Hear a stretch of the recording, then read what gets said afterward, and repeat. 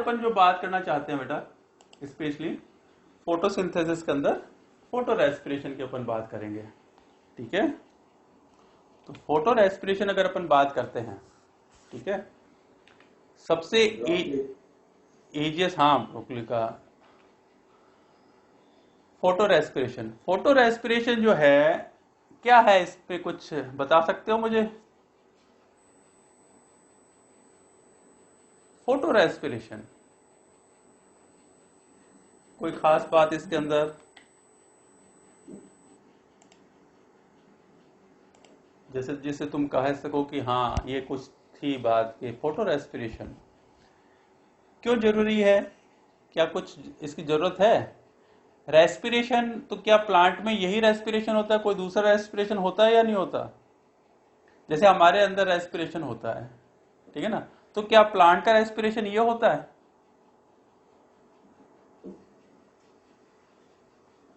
Plant में कौन सा रेस्पिरेशन होता है? मेरे हिसाब से प्लांट में जब फोटोसिंथेसिस का सैचुरेशन हो जाता है, हाँ, लिमिट पे जाके उससे मतलब क्लोरोफिल को मतलब क्लोरोफिल को प्रिवेंट करने के लिए फोटो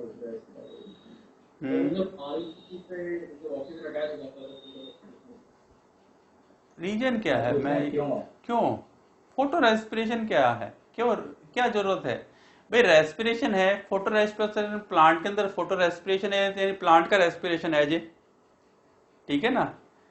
तो क्या प्लांट के अंदर यही रेस्पिरेशन होता है या कोई दूसरा भी रेस्पिरेशन होता है?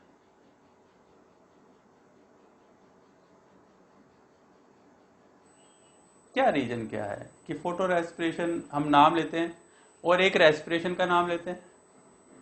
अब 11th की आपकी जो बुक थी उसमें प्लांट रेस्पिरेशन था, लेकिन उसमें फोटो रेस्पिरेशन तो नहीं था। फोटो रेस्पिरेशन तो फोटोसिंथेसिस में था। तो क्या डिफरेंस क्या है दोनों में? हाँ, नहीं अनिकेत भी दिख रहा है मेरे को, राजन भी दिख रहा है, और इसने एसजी ने अपनी फोटो लगा नहीं रखी, तो मेरा वाला सही है, देखिए अनिकेत। अरे यार तुम लोगों को कल मैंने एक चीज कही थी, उसका तो तुम लोगों ने मैसेज दिया ही नहीं मेरे को, है? अब मैंने कहा ना मेरे सामने हाँ मेरे को लगा सुबह करूंगा, तो सुबह हाँ, है ना अनिकेत? लेबीटी फैमिली वगैरह सारी की सारी होमवर्क तो अपना हाँ हाँ, ठीक है ना। और ये एक एसजी जो है, इसने मेरे को कहा था कि सर कुछ ना कुछ देते रहा करो जिससे हमें हमारी क्लासेस होती रही। इसने भी कुछ भेजा नहीं मेरे को। तो क्या एक और चीज बोली थी, पूरा का पूरा काम मत डाल देना, आपने भी वही करते हैं, पूरा डाल दिया। नहीं, सो वो तो थोड़ा सा ही था, ऐसे थोड़ी होता है, लेकिन थोड़ा सा हिस्सा तो ऐसे बोला था कि फॉर एग्जांपल किसी ने अगर एनएमआर स्पेक्ट्रोस्कोप पढ़ाई हो तो उसके अंदर वो देगा कि इस पर्टिकुलर कंपाउंड में सिग्नल कितने हैं। अच्छा, आपने दे दिया पूरी एनएमआर स्पेक्ट्रोस्कोपी वापस लिख के लेके आए, ऐसे थोड़ी होता है। अरे भाई तो जितनी आती थी उतनी तो कर लिख देता, ठीक है ना। तो चलो अब फोटो रेस्पिरेशन बेटा, स्पेशली फोटो रेस्पिरेशन का मैंने कहा ना, एक हमारी जो व्यू है ये थोड़ा सा अलग है, ठीक है ना। फोटो रेस्पिरेशन स्पेशली क्या है, इवोल्यूशनरी बात कर रहे हैं। फोटो रेस्पिरेशन क्या है, रुबिस्को के साथ वर्किंग है, ठीक है ना। अब क्या होता है कि इवोल्यूशनरी अगर हम बात करते हैं फोटो रेस्पिरेशन से जो कंपाउंड बन रहा है, यानी कि ऑक्सीजन के साथ में रिएक्शन करने की कैपेसिटी है उसकी, रुबिस्को की, तो वो अगर 4 कंपाउंड के साथ रिएक्ट करता है या 4 कंपाउंड है तो 3 कंपाउंड तो उसके केल्विन साइकिल में वर्क कर जाएंगे। एक जो रिएक्शन, एक जो कंपाउंड होगा, अभी अपन उसका डायग्राम देख लेंगे, वो एक अल्टरनेट प्रोडक्ट बना देता है, ठीक है ना। अब वो अल्टरनेट जो प्रोडक्ट होता है उसको कैसे, तो उसके लिए फोटो रेस्पिरेशन चलता है, वो चीज है ये, ठीक है ना। अगर हम उस चीज को देखते हैं तो अगर वही प्रोडक्ट तैयार होता रहता है तो वो तो बाद में टॉक्सिक हो जाता है प्लांट के लिए, तो उसको यूज करने का प्रोसीजर है फोटो रेस्पिरेशन स्पेशली, क्योंकि इसमें CO2 रिलीज हो रही है, एनर्जी यूज हो रही है, इसलिए इसको फोटो रेस्पिरेशन कहते हैं, ठीक है ना। इसमें 3 ऑर्गेनल्स वर्क करेंगे, ठीक है ना। तो कौन कौन से वर्क करेंगे, स्पेशली क्लोरोप्लास्ट होगा, पेरोक्सिसोम्स होगा और माइटोकॉन्ड्रिया होगा। अब माइटोकॉन्ड्रिया है, वहां पर CO2 रिलीज हो रही है, ठीक है ना। अब ये पॉइंट्स आपको ध्यान में रखना है। Photo respiration is the process of the light dependent Uptake of the molecular oxygen, ठीक है ना, with release of CO2 from the organic compound.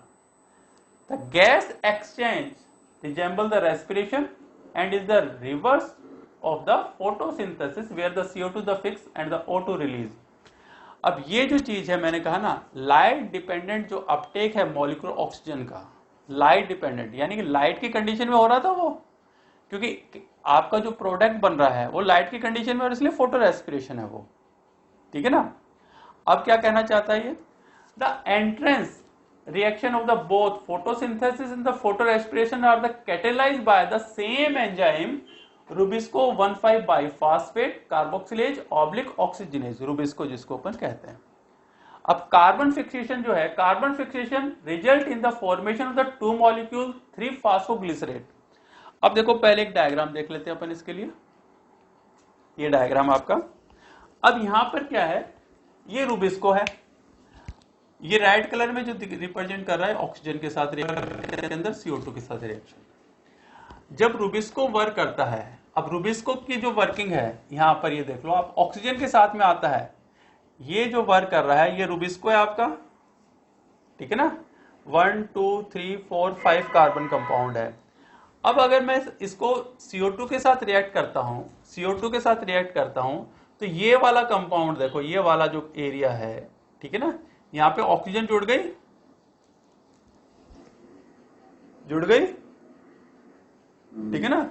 और अब इसका ब्रेकडाउन हुआ तो 2 PJ के, क्योंकि ये भी PJ बना और ये भी PJ बना, 2 मॉलिक्यूल्स PJ के बन गए, ठीक है। अगर मैं ऑक्सीजन इससे कनेक्ट होता है, यानी कि ऑक्सीजन के साथ भी रिएक्शन तो करता ही है ये, ठीक है ना। तो ऑक्सीजन के साथ में करता है, ऑक्सीजनेज इंटरमीडिएट जो बन रहा है, तो ये जो कंपाउंड, ये वाला जो पॉइंट था देखो इसके अंदर, तो यहां पर ये एक ऑक्सीजन कंपाउंड जुड़ गया इसके साथ में, O नेगेटिव दिखा रहा है। अगर मैं इसको ब्रेक डाउन करता हूं यहां से, या रिएक्शन जब आगे चलती है, तो इसमें A कंपाउंड बनता है आपका 3 PGA का, और A कंपाउंड जो बनता है वो बनता है फास्फोग्लाइकोलेट। अब यहां पर तो 2 ही कार्बन थे ना, 1 2, तो 2 कार्बन कंपाउंड बनता है आपका 2 फास्फोग्लाइकोलेट, ठीक है ना। अब ऑक्सीजन की प्रेजेंस में क्या होगा, PGA तो बन गया, उसके साथ ग्लाइकोलेट बन गया। अब ये ग्लाइकोलेट तो किसी काम का नहीं है, लेकिन ये अगर रिएक्शन चलती रहती है तो कलेक्ट होता चला जाएगा, टॉक्सिक हो जाएगा, ठीक है ना। अब इस ग्लाइकोलेट को यूटिलाइज करता है प्लांट, उसका जो प्रोसीजर है वो फोटो रेस्पिरेशन है, समझ में आ गया। और हाइड्रोजन आयन तो रिलीज हो ही रहा है साथ में, ये अलग से हेल्प करेगा आपको, ठीक है ना। तो ये जो पूरा प्रोसीजर था, यहां पर ये चीज हमें देखने को होती है कि कंपाउंड का कारण से जो फास्फोग्लाइकोलेट का फॉर्मेशन हुआ वो कैसे हो रहा है, ठीक है ना। और ग्लाइकोलेट को बाद में जब हम यूटिलाइज करेंगे, उसका जो प्रोसीजर है वो फोटो रेस्पिरेशन है, ठीक है। यहां तक समझ में आ गया। तो अब अपन जो बात करते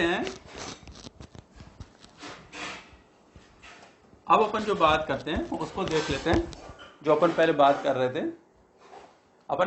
थे, rubisco carbon fixation result in the formation the 2 molecule the 2,3 phosphoglycerate, carbon fixation की बात कर रहे हैं, that are the integrated into the Calvin cycle ultimately to form the sugar. Okay, Calvin cycle में शुगर का फॉर्मेशन हो जाएगा।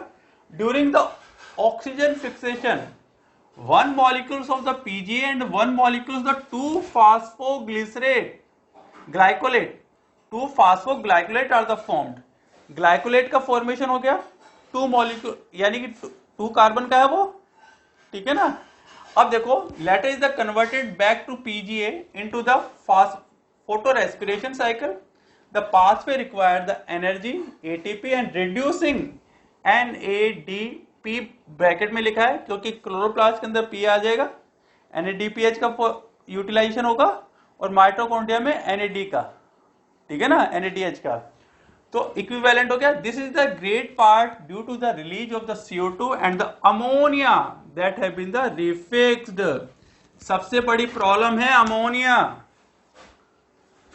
ठीक है ना। फिर हम जो उसको हम रिफिक्स करेंगे कि एमिनो एसिड्स का ब्रेकडाउन हो जाएगा। तो ये जो पूरा प्रोसीजर है ये फोटोसिंथेसिस है। ये डायग्राम मेरे हिसाब से समझ में आ गया होगा आप लोगों को। अब आगे चलते हैं। उसी डायग्राम के अंदर राइबोलोज 1,1,5 बाइफॉस्फेट, रूबिस्को एंजाइम, ऑक्सीजनेज।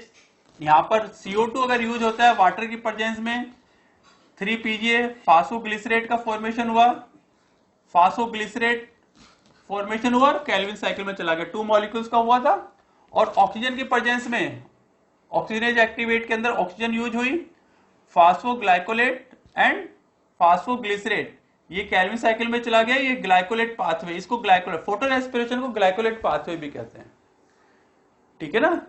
ये आपको ध्यान में रखना, ग्लाइकोलेट पाथवे आ जाए और फोटो रेस्पिरेशन आ जाए तो दोनों में अंतर नहीं होता है, ठीक है। वो वही चीज चल रही होती है, उसी के अंदर होता है। Rubisco evolved already early in the biotic evolution about 3 billion year ago, ठीक है ना, probably from the enzyme involved in the sulfur metabolism। उसकी थोड़ी हिस्ट्री है sulphur metabolism, but is until today the enzyme accounting for the vast amount of the net CO2 fixation from the atmosphere।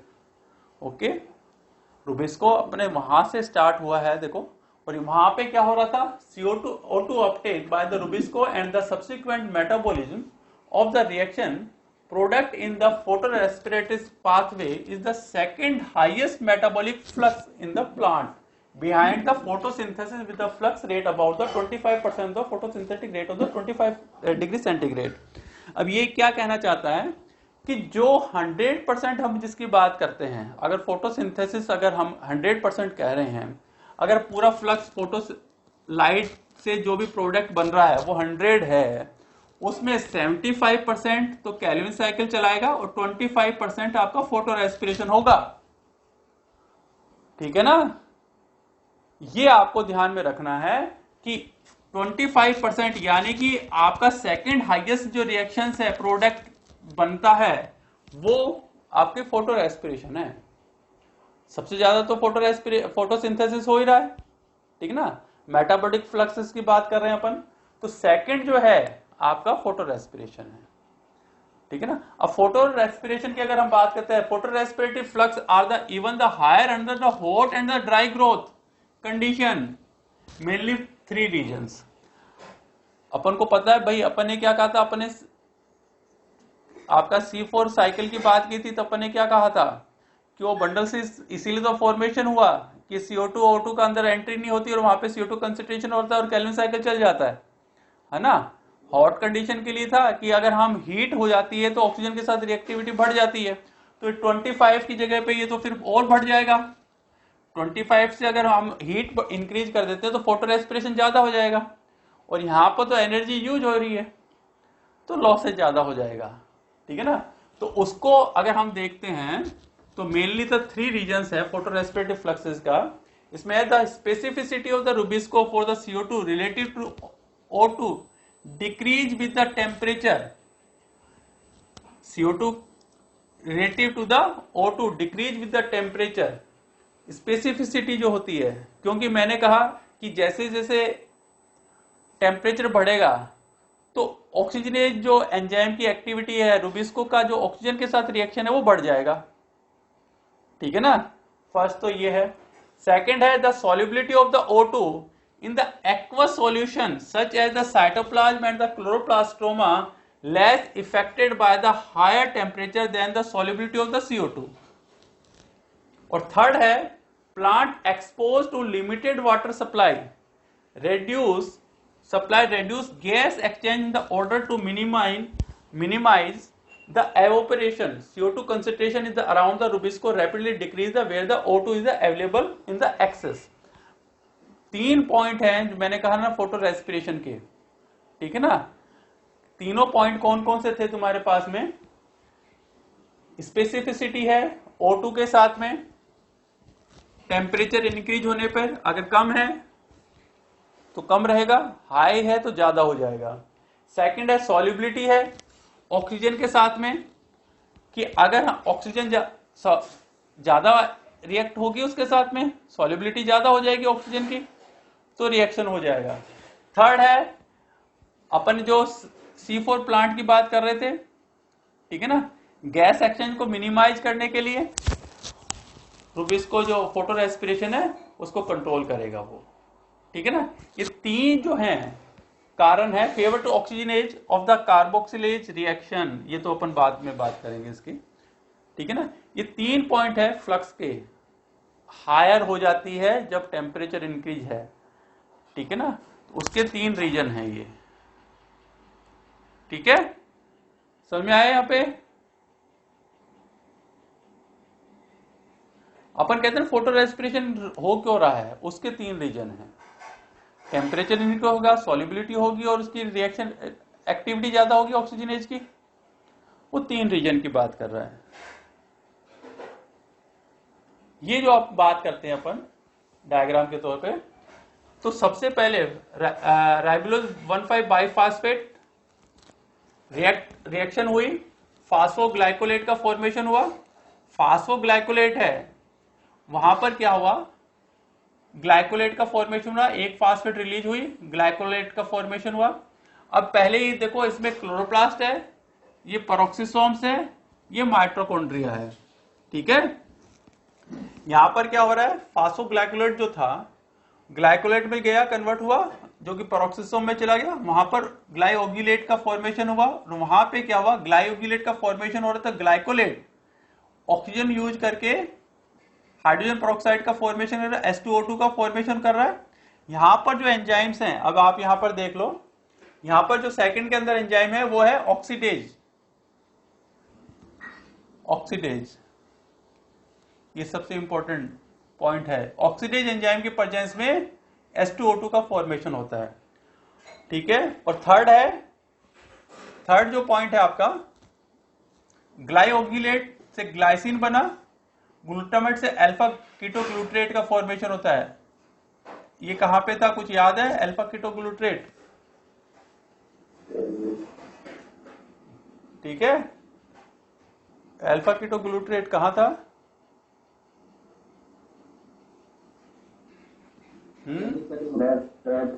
Krebs cycle में, Calvin cycle में कहां से, ठीक है ना। अभी कोई पहले भी कैल्विन बोल गया था, ठीक है ना।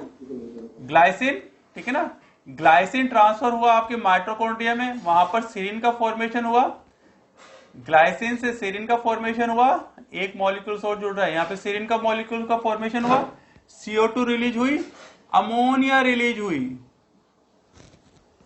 टॉक्सिक हो गया ना, अमोनिया रिलीज कर रहा है। अब सीरिन वापस ट्रांसफर हुआ पेरोक्सिसोम में, ग्लाइसिन का फॉर्मेशन हुआ, जो जुड़ा था सीरिन से ग्लाइसिन बन गया, और यहां पर सीरिन से हाइड्रोक्सी पायरुवेट का फॉर्मेशन हुआ, हाइड्रोक्सी पायरुवेट से ग्लिसरेट का फॉर्मेशन हुआ, ग्लिसरेट क्लोरोप्लास्ट में आके 3-फॉस्फोग्लिसरेट का फॉर्मेशन कर लिया। अब यहां पर जो चीज है GPC, अब जो हाइड्रोजन पेरोक्साइड का फॉर्मेशन हुआ था और उसका ब्रेकडाउन हुआ वाटर एंड ऑक्सीजन के अंदर, क्या आयंस के अंदर, हाफ O2 का फॉर्मेशन हुआ। ये जो कंडीशन है ये किसकी प्रेजेंस में होगी, कैटालेज एंजाइम की प्रेजेंस में। ये क्वेश्चन है पक्का रहता है, ये क्वेश्चन फिक्स रहता है, इन तीनों की प्रेजेंस पूछी जाती है। अमोनिया कहाँ रिलीज हो रही है ये पूछा जाता है, CO2 कहाँ रिलीज हो रहा है ये पूछा जाता है, रेस्पिरेशन है माइटोकॉन्ड्रिया में, ठीक है ना। अब यहां पर NAD है और यहां पर एक यूज हो गया आपका ATP, यूज हो रहे हैं, एनएडी यूज हो रहा है यहाँ पे भी एनएडी देखो यूज हो गया। तो ये जो पॉइंट्स हैं ये आपको इसके अंदर ध्यान में रखना है। कौन कौन से पॉइंट्स थे तुम्हारे पास में? राइबोलोज 1,5 बाइफॉस्फेट जो था ऑक्सीजनेज की प्रेजेंस के अंदर फास्फोग्लाइकोलेट का फॉर्मेशन किया, जो आपकी फर्स्ट है फास्फेटेज एंजाइम है, कोई बात नहीं। ऑक्सीजन क्या ऑक्सीजन हाँ ऑक्सीजनेज तो रिएक्शन वो है इसका, ठीक है ना? हाँ ठीक है ना, ऑक्सीजन ठीक है ना, ऑक्सीजन की प्रेजेंस में, ठीक है ना।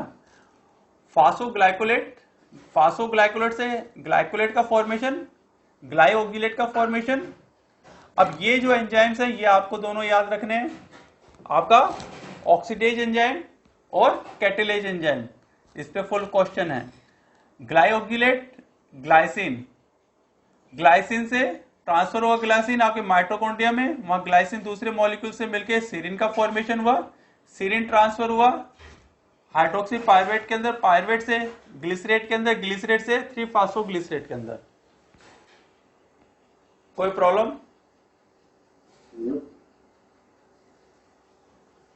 अब याद कैसे करना है ये समझ लो। फास्फो है, ठीक है, जी मतलब जी है सारे के सारे, और यहां पर सीरिन जो है ग्लाइसिन और सीरिन। अब यहां पर देखो सारे के सारे आपको फास्फो वाला जो पूरा पोर्शन था, यहाँ पे फास्फो वाला कोई पोर्शन नहीं है, ठीक है ना। जो मैंने कहा ना टर्म्स आती हैं कहाँ पे कौन सी रिएक्शन कर रहे हैं हाँ साइकिल की, हाँ साइकिल में रिएक्शन पूछता है कि वो किस ऑर्गेनल्स में हो रही है। अब फास्फो अगर है तो उसको यहाँ पे होगी नहीं ना, ठीक है ना, तो कंफ्यूज होने का टेंशन ही रहता। ग्लाइसिन से सीरिन है, एक रिएक्शन है आपके पास में, ये माइटोकॉन्ड्रिया में है, और बाकी तो पेरोक्सिसोम में है, और फास्फो वाली जो रिएक्शन है वो आपके क्लोरोप्लास्ट में है। तो कंफ्यूजन की कोई जरूरत ही नहीं होती यहाँ पे। हाँ, इसलिए तुमको ये पता होना चाहिए कहाँ पे कौन सी रिएक्शन हो रही है। अब सबसे ज्यादा इंपॉर्टेंट रिएक्शन जो होती है वो ये वाली होती है, मैंने तुम्हें पहले बता दिया है, ग्लाइकोलेट से ग्लाइओक्सिलेट का फॉर्मेशन, उसके अंदर H2O2 का फॉर्मेशन और उसका ब्रेकडाउन। ग्लाइसिन बना, यहाँ पे सेरिन वापस आया, हाइड्रोक्सी पायरुवेट, ग्लिसरेट ट्रांसफर हुआ 3-फास्फोग्लिसरेट। ओके, कोई प्रॉब्लम? कोई प्रॉब्लम नहीं, बिल्कुल सिंपल सा है। आपको ये एंजाइम्स ध्यान में रखने हैं। अब यहां पर जो पहला जो एंजाइम्स था आपका, अब मैंने कहा यहाँ फास्फेटेज है कि फास्फेट मॉलिक्यूल्स रिलीज हो रहा है, ठीक है ना। जो आपका थर्ड है आपका यहाँ पे कीटोग्लूटरेट है, ठीक है ना, ग्लूटामेट एमिनो एसिड्स था, amino transferase enzyme. Amino acid glycine क्या होता है? एमिनो एसिड ही तो होता है, ठीक है। तो एमिनो ट्रांसफेरेज एंजाइम्स, ग्लाइसिन आ गया, सेरिन आ गया। अब ये क्या थे? एमिनो एसिड ही तो चल रहे हैं, ठीक है ना। अब यहां पर आपके 5th नंबर पे सेरिन जब ट्रांसफर हुआ क्या आया? एमिनो ट्रांसफेरेज एंजाइम्स, वो वापस कन्वर्ट हो गया, ठीक है ना। एमिनो ट्रांसफेरेज एंजाइम चल रहे हैं। फिर यहां पे आपके 6th नंबर रिएक्शन के अंदर रिडक्शन हो रहा है, रिडक्टेज एंजाइम, NADH यूज हो रहा है, यहां पे रिडक्शन हो रहा है, रिडक्टेज एंजाइम।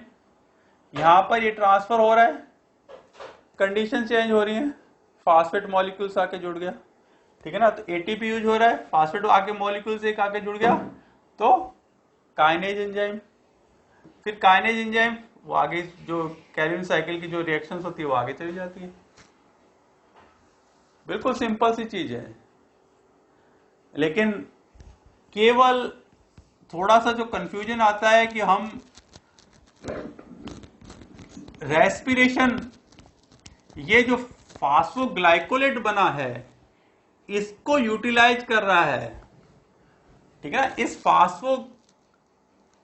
फास्फोग्लाइकोलेट जो बना, क्योंकि 100 में से 25% तो ये बनेगा ही, ठीक है ना। तो इसको कैसे यूज करेगा, तो वो प्रोसीजर जो है वो फोटो रेस्पिरेशन है, प्लांट का रेस्पिरेशन ये नहीं है। लाइट की प्रेजेंस में जो CO2 रिलीज हो रही है वो फोटो रेस्पिरेशन है। रेस्पिरेशन जो पूरा होता है उसमें अंदर 3 स्टेजेस जो होती हैं आपके, कौन कौन सी होती है? बस ये रेस्पिरेशन होता है, ठीक है ना। तो ये, अब इसमें कोई दिक्कत है? हाँ राजन बेटा, कोई प्रॉब्लम इसमें? No sir, no problem. Janmajay, नहीं सर। अब थोड़ा सा इसके अंदर जो है, credit for the discovery of the C2 cycle goes to the American ladies plant physiologist M Steeler, ठीक है ना। She was the first notice the existence of the C2 cycle in the C3 plant in the 1962। Okay, ये तो अपन जो रखते हैं चीजें paper के तौर पे काम आ जाती हैं, कभी क्वेश्चन आए नहीं है लेकिन अपन कर लेते हैं। Here the first product form is glycolate, a 2 carbon compound which is being the metabolized to the yield the CO2. Hence this cycle is called the glycolate metabolism cycle. ये दूसरा नाम आ गया, एक और आएगा भी नाम, glycolate metabolism cycle and C2 cycle. Metabolism of the glycolate is the oxidative process like the respiration and occur in the presence of light only. Hence this cycle also called the photorespiration. The term photorespiration was coined by the Decker and the Toy 1959. पहले नाम आ गया, उसके बाद इसकी research हुई, ठीक है ना। फोटोरेस्पिरेशन और the C2 cycle operate in the C3 plant and the CAM plant, सभी में होगा, ये तो सभी में बन रहा है। कैल्विन साइकिल जब चल रहा है, अब ये कितना अच्छा क्वेश्चन होता है, आप सोच सकते हो, ठीक है ना। अब वो पूछ लेता है कि किस प्लांट के अंदर है, ट्रॉपिकल में है, टेम्परेट में है, डेजर्ट प्लांट के अंदर है, तो जिसके अंदर कैल्विन साइकिल चलेगा उन सभी में तो फोटो रेस्पिरेशन होगा ना, ठीक है ना। C3 plant and the CAM plant where the CO2 compensation point is high, it is not reported from the C4 plant where the CO2 compensation point is low. लेकिन अगर कंपनसेशन पॉइंट इंक्रीज होता है, ये photo respiration अपने वहां पे तो हो ही नहीं रहा ना, कहां पे? बंडल सी सेल थी, अपन ने पहले बात की थी, ठीक है ना। बंडल सी सेल में तो होएगा ही नहीं, ठीक है ना। ये पॉइंट आपको ध्यान में रखने हैं। वो तो अपना एडेप्टेशन था, specially photorespiration is not confined to the sink organelles. Part of the photorespiration occur in the chloroplast, peroxisome and mitochondria. Oxidation of the Rubisco biphosphate and the formation of the substrate of the photorespiration occur in the chloroplast. Glycolic acid is then transported to the peroxisome and product of the peroxisome is transferred to the chloroplast and the mitochondria. Evolution of the CO2 occur in the mitochondria. अब ये point है सीधा सीधा जो अपन ने पहले बात कर लिया है कि माइटोकॉन्ड्रिया में CO2 रिलीज हो रही है। आपको क्या क्या पॉइंट ध्यान में रखने हैं, किस जगह पे क्या प्रोडक्ट बन रहा है, ठीक है ना। मैंने कहा माइटोकॉन्ड्रिया में CO2 रिलीज हो रही है, अमोनिया बन रहा है, ठीक है ना। ये पॉइंट ध्यान में रखना है। आपको ये पता रखना है कि हाइड्रोजन पेरोक्साइड, इसका एंजाइम, हाइड्रोजन पेरोक्साइड ब्रेकडाउन हो रहा है उसका एंजाइम, ठीक है ना। एटीपी कहाँ यूज हो रही है? NAD से NADH का फॉर्मेशन हो और यहाँ पे NADH यूज हो जाए, ठीक है ना। और यहाँ पर ATP यूज हो रही है, यहाँ पे फॉर्मेशन हो रहा है, ठीक है, और यहाँ पर यूज हो रही है। ये आपको थोड़ा सा ध्यान में रखने हैं पॉइंट्स। और इसकी हिस्ट्री जो अपन ने जो बात की है, साइंटिस्ट के नेम, ठीक है ना, किसके अंदर है, ये पॉइंट्स आपको याद रखने, ठीक है। और रिएक्शन तो आपको साइकिल तो पूरी बनानी है ही, उसमें तो कोई प्रॉब्लम सही, ठीक है ना। तो अब अगर हम रिएक्शंस की बात करते हैं तो result of the Rubisco oxygenase activity is the single 3 carbon product 3 phosphoglycerate and the 1 2 carbon product phosphoglycolate, because the phosphoglycolate cannot be used in the next step of the Calvin cycle. It appeared to be the wasteful diversion of the material from the carbon. Assimilation. In all the photosynthetic plant cell, phosphoglycolate generated by the Rubisco, oxygenase activity is the channeled into the glycolate pathway. This pathway dispose of the phosphoglycolate and the return about 75% of reduced carbon present in the phosphoglycolate to the Calvin cycle. अब मैंने कहा ना, जितना हो रहा है उसमें CO2 release हो रही है, उसका जो सारा का सारा है उसमें से कितना परसेंट आ गया, 75% जो था वो रिटर्न बैक हो गया, ठीक है, Calvin cycle with other the 25% जो होता है रिलीज हो जाता है। अब जो फास्फोग्लाइकोलेट जो था, फास्फोग्लाइकोलेट का जो आगे का फंक्शनिंग हुआ उसमें CO2 रिलीज हुई, वो 25% तो रिलीज हो गया, 75% वो आगे चला गया। ऐसा नहीं है कि वो अपन जैसे अपने कहा कि 2 कार्बन कंपाउंड था, वो 1 कार्बन कंपाउंड निकल गया, ठीक है ना, तो उससे हाफ हो गए, ऐसा नहीं है, उसमें से 25% कार्बन ही रिलीज हो रही है, ठीक है ना, बाकी 75% कैल्विन साइकिल में यूटिलाइज हो रही है। Calvin cycle 3 phosphoglycolate with the other the 25% release, because the glycolate pathway is characterized by the light dependent uptake of oxygen and the evolution of carbon dioxide is also referred to the photorespiration. Several steps of the glycolate pathway are the localized in the specific type of peroxisome called a leaf peroxisome. Peroxisomes are the organelles containing the oxidase enzyme. समझ लो अब यहाँ पे oxidase enzyme that generate the hydrogen peroxide. The potentially destructive hydrogen peroxide is then eliminated by the another peroxisomal enzyme catalase, which degrades into the water and oxygen. Because of their the essential role in the glycolate pathway, peroxisome are the found in the all photosynthetic plant tissue. अब इस पे हमेशा question आता रहता है peroxisome के ऊपर। अब पेरोक्सिसोम प्लांट में मिलता है, एनिमल सेल में मिलता है क्या? जरूरत ही नहीं है, क्यों मिलेगा? अब ये हमेशा क्वेश्चन आता रहता है। अब इसके चक्कर में सारे ऑर्गन्स को पढ़ते रहते हैं, कौन सा प्लांट में मिल रहा है, कौन सा प्लांट में मिल रहा है और कौन सा एनिमल में मिल रहा है। अब हाइड्रोजन पेरोक्साइड मिलेगा। अब जब आप कभी बुक पढ़ते हो तो एनिमल बेस्ड बुक है तो उसमें पेरोक्सिसोम मिल जाएगा।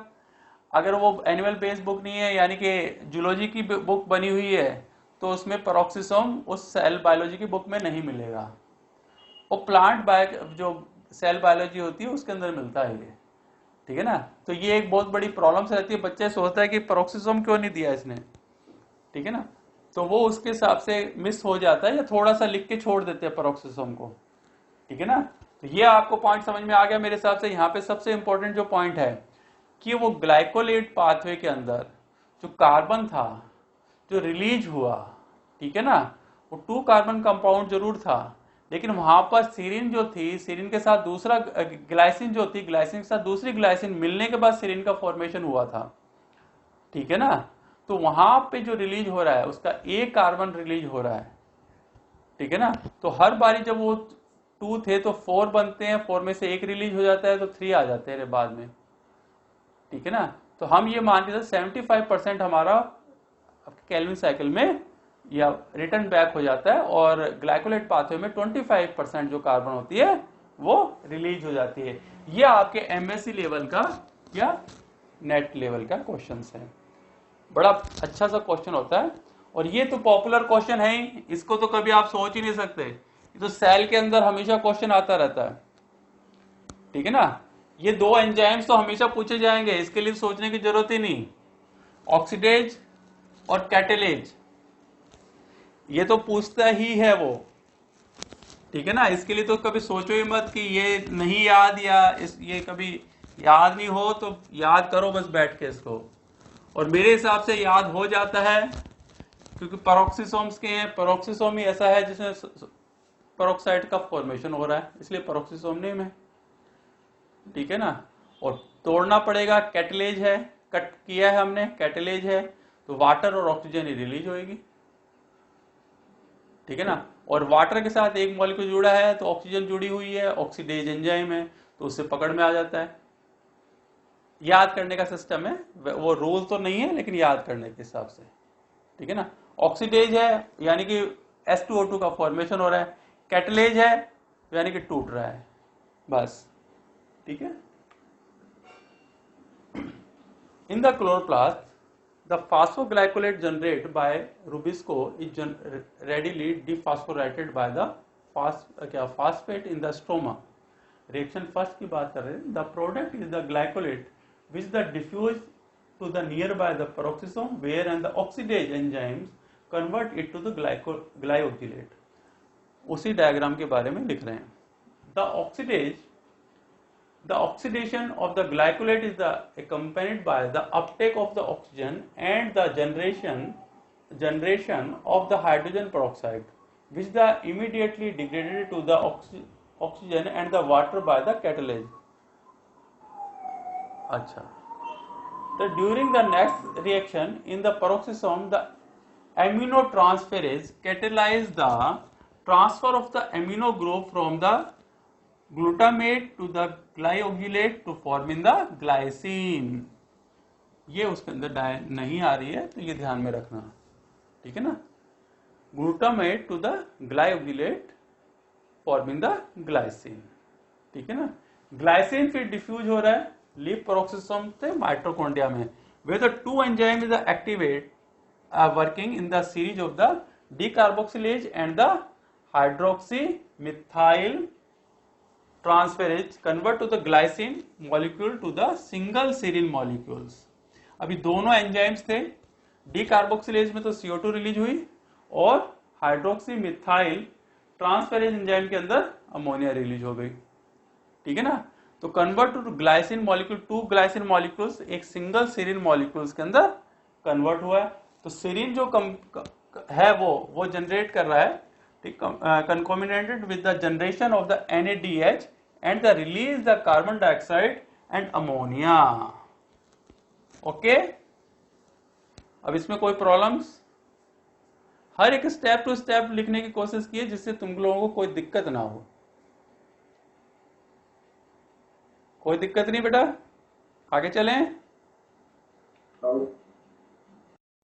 Oxygenase activity therefore the lead not only to the loss of the carbon but also to the potential loss of the nitrogen, ठीक है। To prevent the depletion of the nitrogen reserve, the ammonia must be the reassimilated at the expense of the ATP and reductant. Line समझ लो इसको, specially जो ammonia निकलेगी तो nitrogen जो होगा वो कम हो जाएगी, नाइट्रोजन को बचाना जरूरी है, ठीक है ना।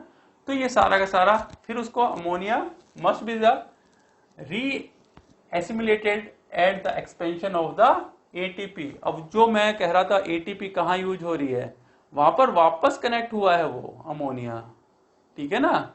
तो ये जो पॉइंट है ये इस साइकिल का सबसे इंपॉर्टेंट पॉइंट होता है, स्पेशली ATP यूज हो रहा है जहाँ पे, ठीक है ना।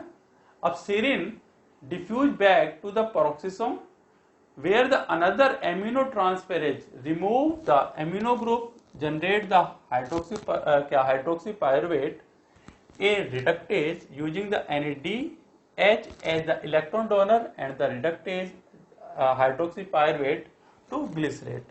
अब glycerate वापस डिफ्यूज हो गया क्लोरोप्लास्ट में, where it is the phosphorylated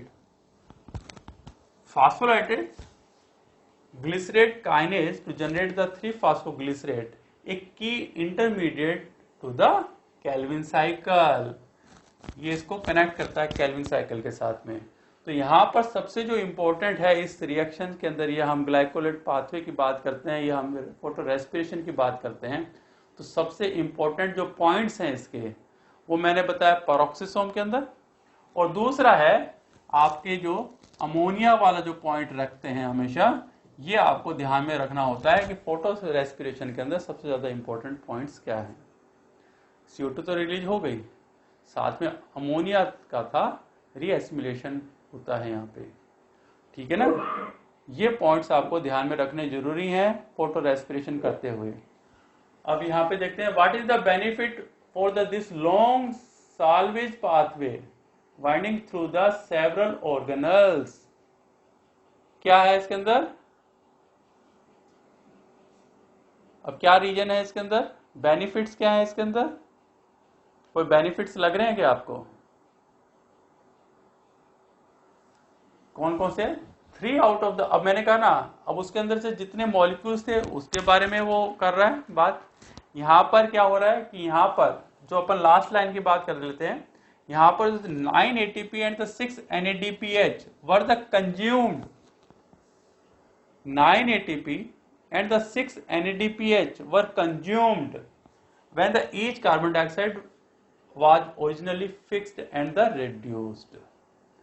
ये इसका लॉसेज है, स्पेशली साल्वेज ही था वो,